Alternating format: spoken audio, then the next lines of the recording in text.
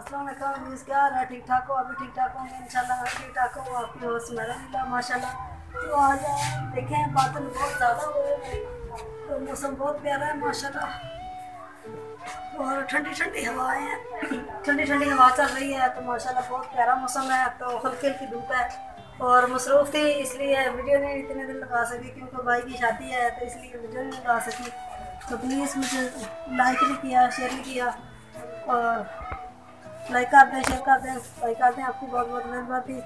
तो माशाल्लाह देखें, ये देखिए अभी अभी रोटी बना के हटी हूँ, बच्चे पढ़ने चले गए हैं रोटी खा के, और मैं काम वगैरह कर रही हूँ। कपड़े धोने वाले अभी पड़े हैं बच्चों के।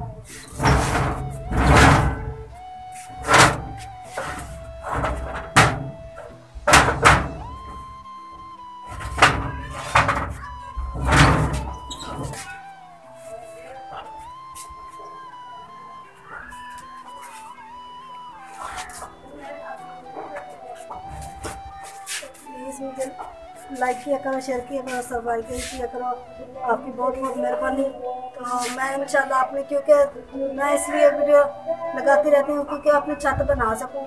तो प्लीज़ मुझे आपकी सपोर्ट होगी तो इंशाल्लाह मैं अपनी छत बना सकूँगी, तो आपकी वजह से मैं इंशाल्लाह कर सकूँगी। तो प्लीज़ मुझे ये देखें, और अज़ानें हो रही हैं। तो मिलते हैं नेक्स्ट वीडियो में। अल्लाह हाफिज़।